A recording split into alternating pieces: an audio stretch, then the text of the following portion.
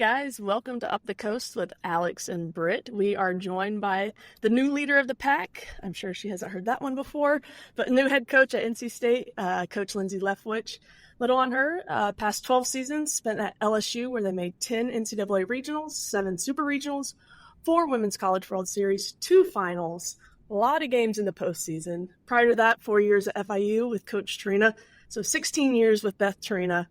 Makes the move to NC State as a head coach. I just have to ask, when you got into coaching, first day, you're like, hey, I'm going to go try this coaching thing. Was being a head coach an ultimate goal?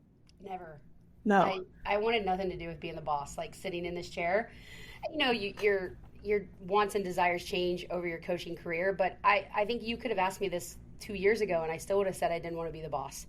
I just knew I was a good assistant for a reason, and a lot of the things that are my strengths are what makes assistants great. And I kind of, I had a great situation and loved my people and my family that I had, and I just had no reason to want to leave.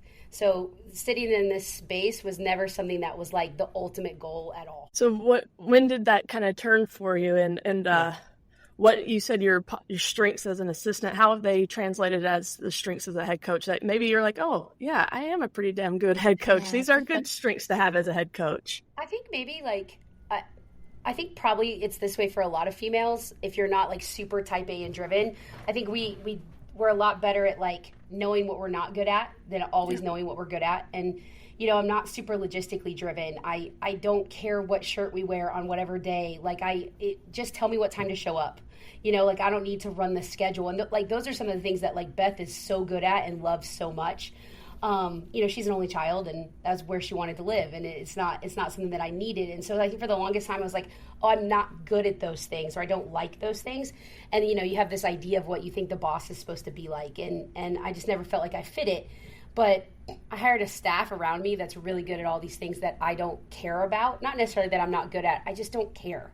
I would much rather be talking to you about your dog or what happened last night at whatever, or what pair of shoes you're wearing, and then coaching your softball at the same time. And I think that, I just had to put good people around me that could do some of those things. And then I think ultimately, it just was the right opportunity at the right time. It was going to take a lot of things to get me to leave. I loved where I was, and I had no reason to go somewhere, but I just know that like the things that are happening at NC State are happening fast, and it's happening with female sports, and they're this pouring resources and money and all of these things into athletics here, and I think that I instantly saw a space where I could be successful. Athletics department, 2 Final Fours, that's got to be exciting your first year. Yeah, it was so cool, and we office out of Reynolds where women's basketball functions at, and so just kind of getting to be a part of watching them grow and watching them go from being unranked in the beginning of the year and getting picked 8th in the conference to like just going on a run and like really only caring about what happened within their circle and not getting mixed up in the noise of the media or whatever's happening outside. And so that was really cool to watch them kind of like develop in that space, and then you have women's cross country who just won their 3rd national championship in a row. Like things that most people don't even realize are happening, and you got women's gymnastics who just won the ACC, and wrestling who just won the ACC. And so like we've won more ACC championships this year than some other ACC programs have won across the board, like in their entire time in the ACC. And so I think it's really neat to be a part of Wolfpack athletics right now. Yes, NC State is trending upward for sure. I'm sure watching the women make that run after you said they were picked lower in the conference preseason, just as your team watches them too, getting that firsthand look has got to be inspirational. But you said you surrounded yourself with the right people when you're becoming a head coach. Can you kind of walk us through that selection of your assistants? Yeah, that was really important to me. Before I ever even told NC State yes, I called Paige Cassidy, who I hired as my pitching coach. Paige actually pitched for Beth and I when we coached at FIU. Mm-hmm. And so, we've put out a lot of assistants in my time with Beth and people that are all across the country doing really great things. And the pitching people that Beth has put out that, is too many to count at this point. And I knew that I wanted somebody who was going to work like her and like whatever, just from a comfort space for me. And so out of all the people that Beth has put out, I think Paige is the most like her logistically, philosophy wise, like those kinds of things. They're really similar. And that was like such an easy like need for me to fill.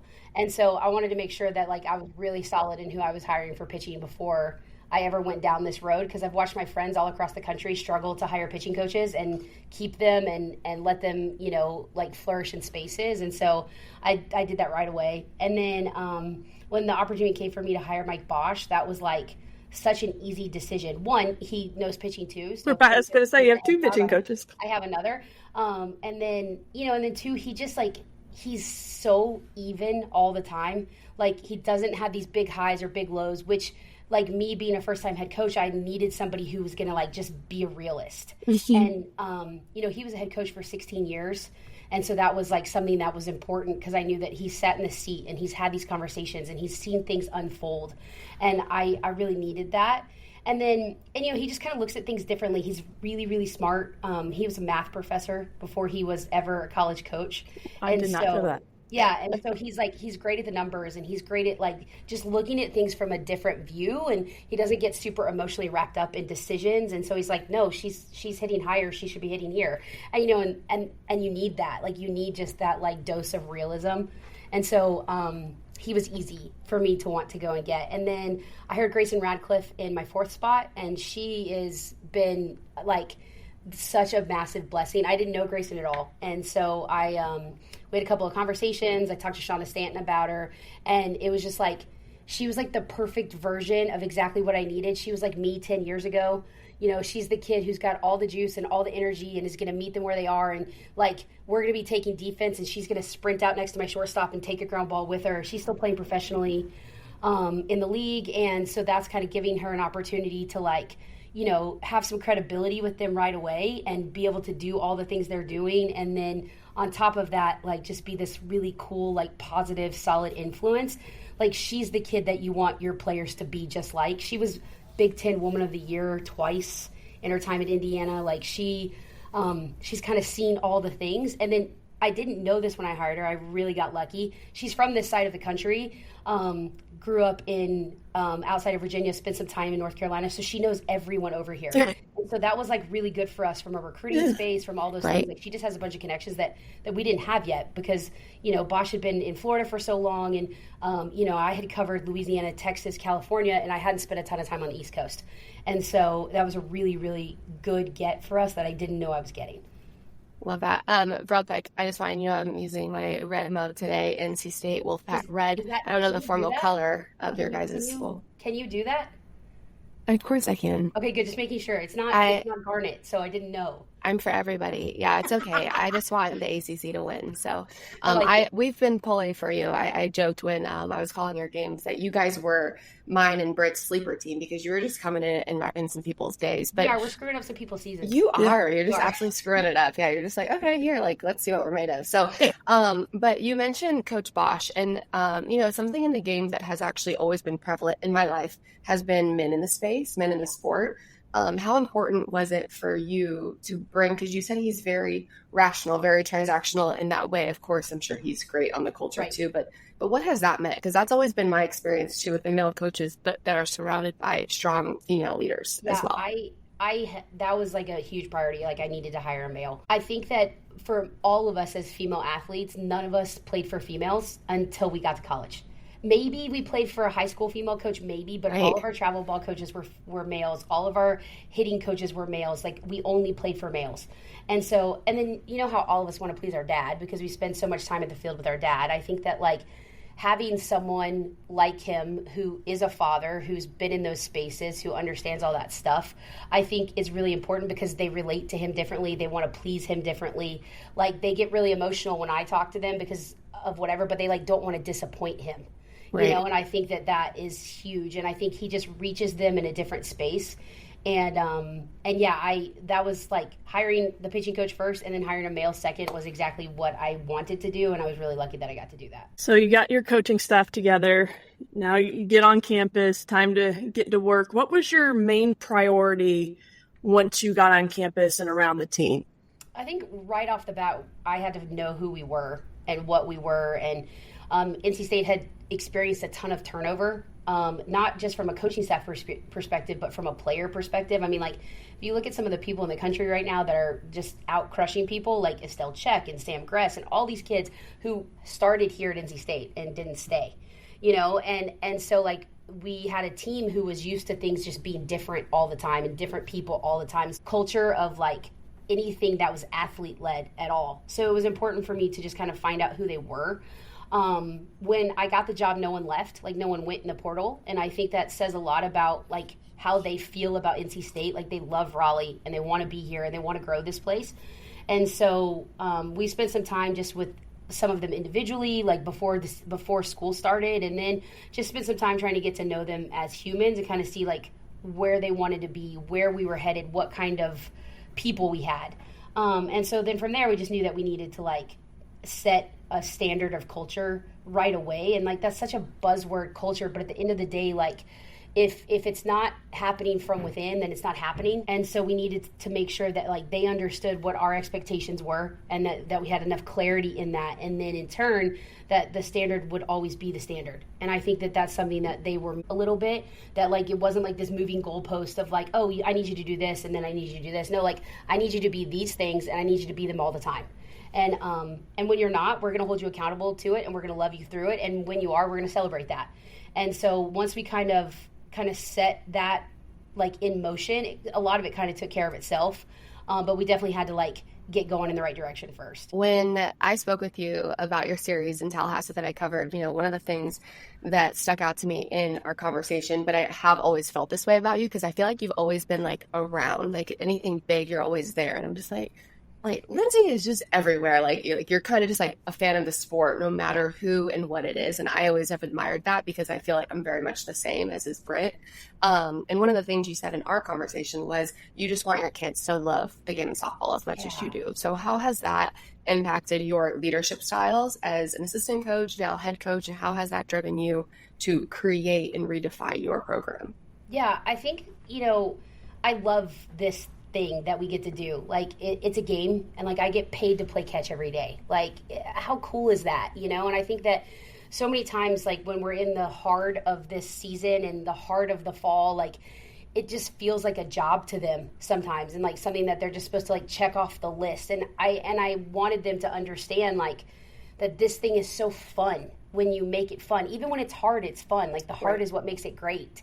I think, like, I was pretty smart, was really good in school. I changed majors 57 times because nothing challenged me. And it's because I didn't want to be a doctor. Like, that would have challenged me. I was, like, an art major and a psych major, things like that. But, like softball is the only thing that's ever challenged me. Like, it's the only thing that, like, has been hard, and I think that once, like, I found out that I was supposed to be here and I was supposed to do this softball thing, like, I knew that I had an opportunity to, like, change people's lives through, like, this game. And, like, that's so cool, right? Like, Billy Graham has some quote that talks about how a single coach touches more people in a year than most people do in their lifetime.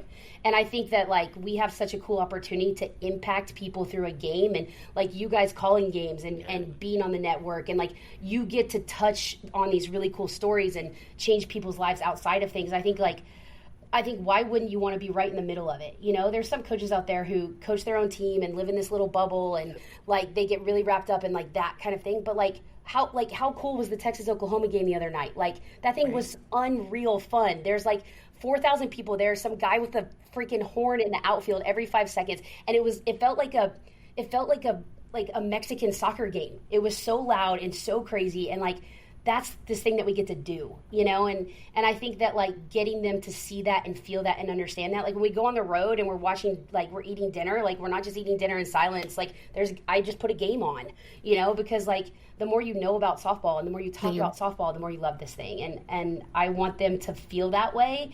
And it starts from them feeling great about themselves and how they feel on the field and, the confidence that they get in that space. And then the more that they buy into that, they buy into, like, the cool gifts that softball gets to bring us.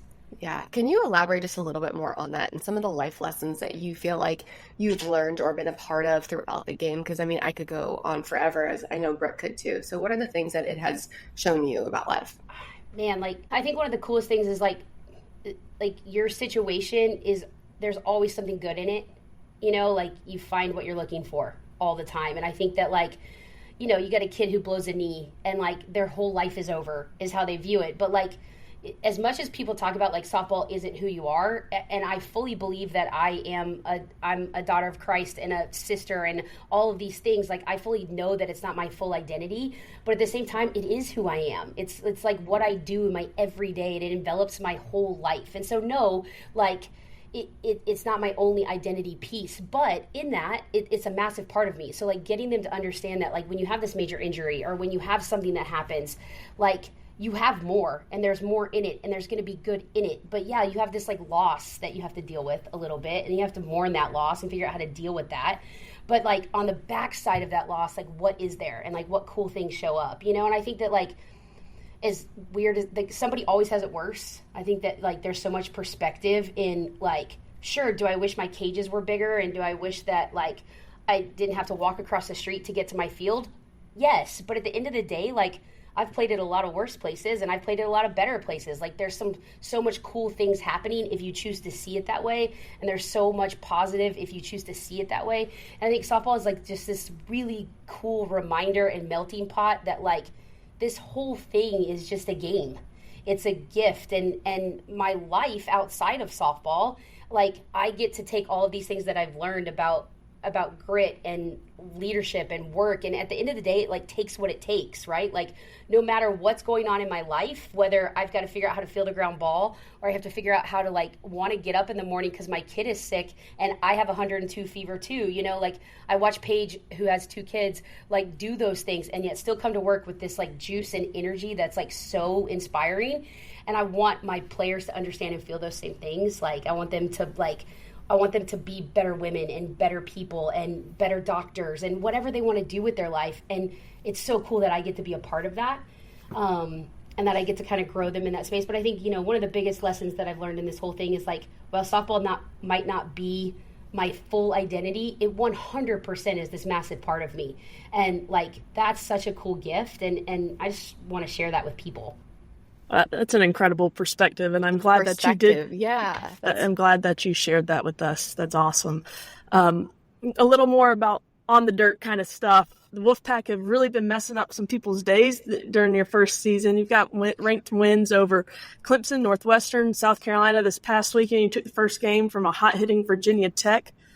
What are you most proud of from your team at this point in the season?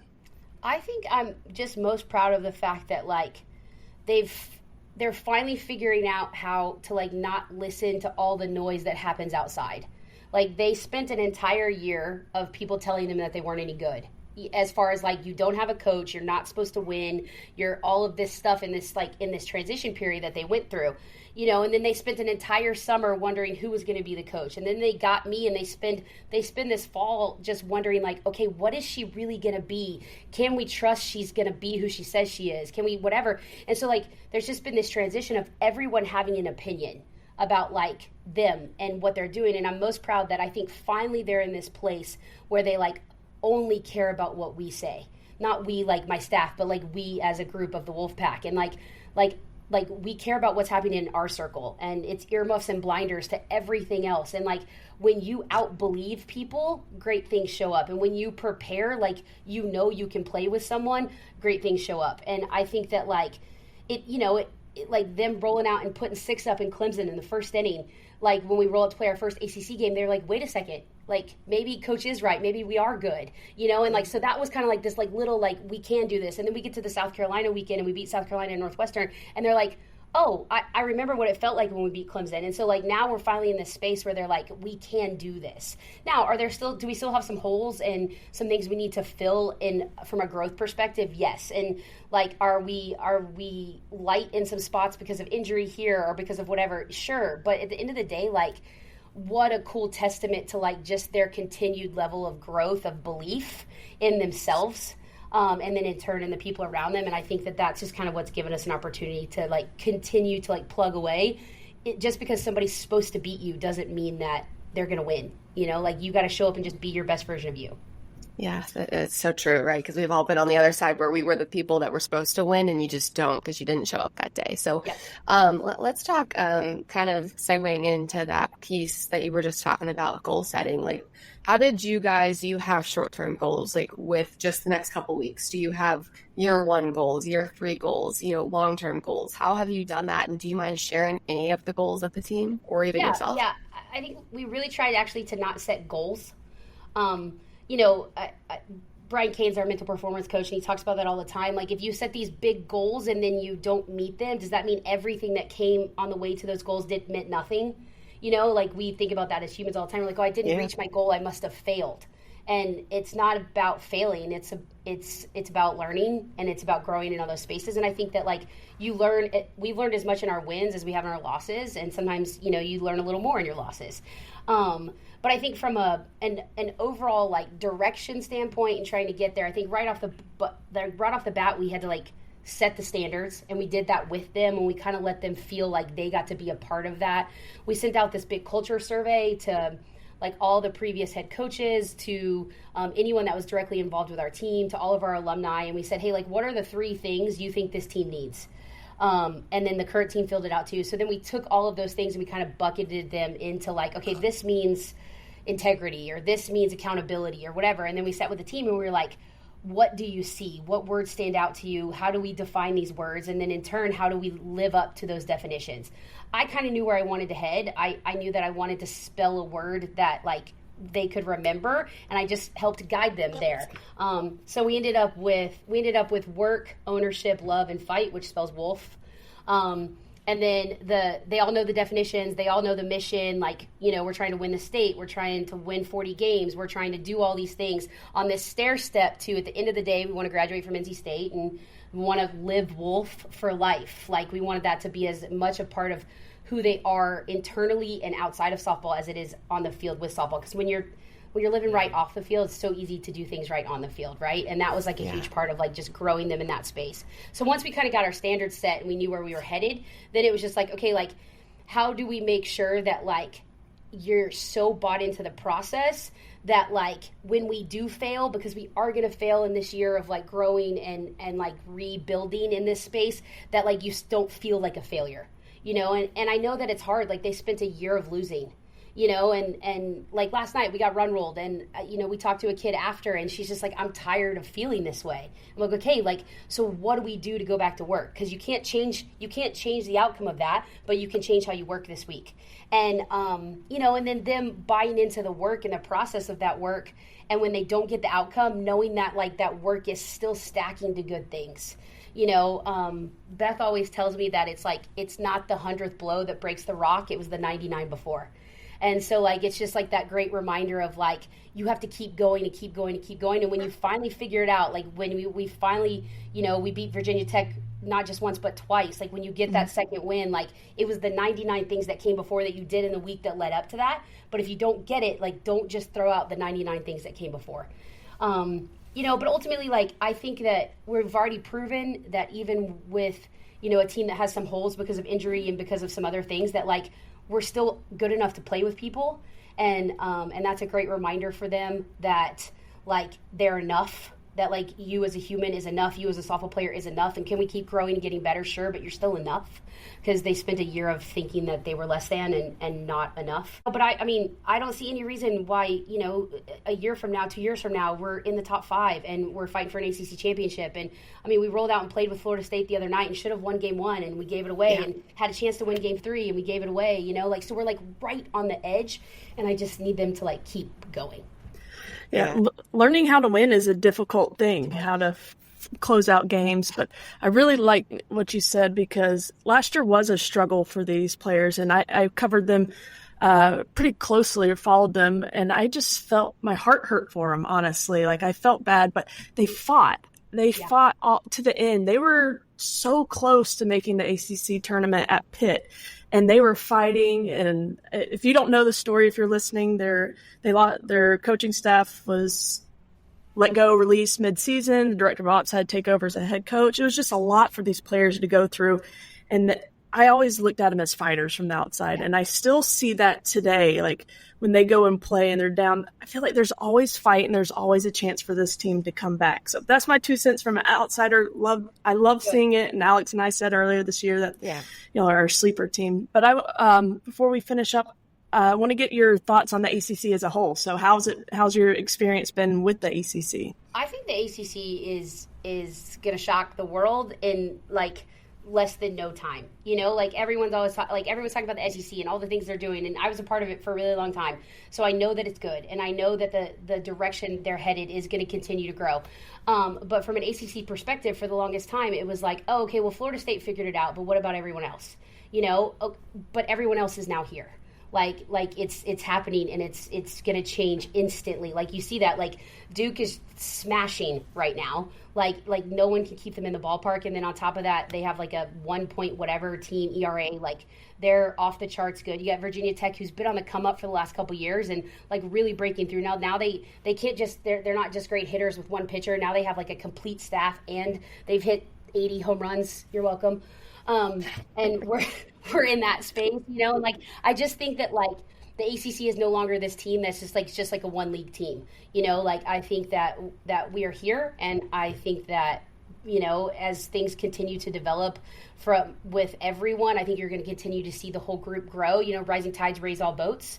And that's kind of where we are. We're, the better Florida State and Clemson and Virginia Tech and Duke and all those teams are, the better the bottom gets too, and I think that we are there. And I lived that with the SEC, like back in 2012, like it was like the top and then it was everyone else, and now you have 13 teams that get into the postseason because all of the teams are competitive and all the teams have put themselves in a place to be successful. And I think that we are right there on the bubble with that. Do you now feel our pain just a little bit kind of actually being ingrained in ACC specifically, where the SEC, it just means more? Like, does it hurt at all now a little? I mean, I know it's like in your blood. Come on. I mean, I get it. I do get it 1,000%. Like I do get like, hey, like what, like Duke just knocked off the number one team in the country. Can someone talk good about them too? And right. Not just about Alabama. I do get that now for sure. I've got another question, not necessarily softball related, but you're into shoes, right? Like I always remember seeing your post online when you go recruiting, what your shoe game was that day. You were at Nike school. You're at Nike forever, making the transition to Adidas. How's it been? It's taken a little longer than I would have liked. But mostly because like I didn't have closet space yet because I'm renting.